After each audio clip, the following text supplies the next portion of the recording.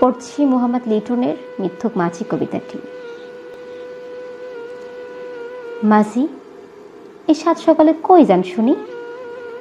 গাঁও গ্রামের বাতাস লাগে আপনার শরীরে তরতর করে ফুইলা ফাইপে উঠতেছে, আর এইদিকে আমার যুবতী চুলে পাক ধরছে।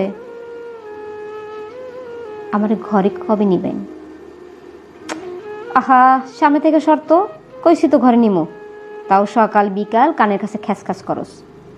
আগে মহাজনের কাছে ধার শোধ করে লই, তারপর।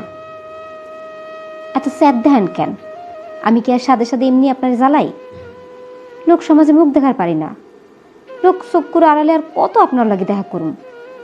একটার পর একটা সম্বন্ধ ফিরাই দিছি, আপনার কাছে পাওয়ানোর লাগিয়া নিজের মনটারে মানাই রাখছি।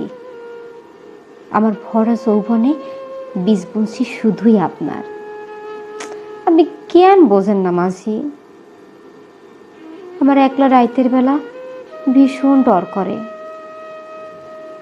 আপনার নিজের একটা ঘর নাই, নিজের একটা নৌকা নাই, তবু আপনার সালসলহীন সংসারে আমি স্বপ্ন বাধাই করি।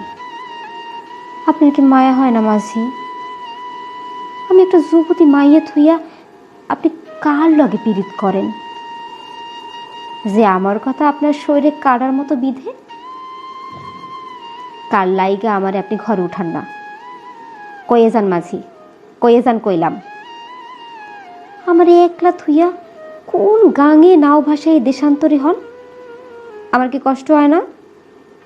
আমার কি দুঃখ হয় না? আপনার বুকে রোমে আমি এক টুকরা জমিন চাইছিলাম। শীতল পাটির বিছান লাগবো না মাসি, আমি নিজেই তো বিরান পাথারে একলা পইরা আছি। আমারে টাইনা তুলতে আপনার মর্জি হয় না মাঝি? আর কত কাল ধরে আপনার আশায় থাকুন?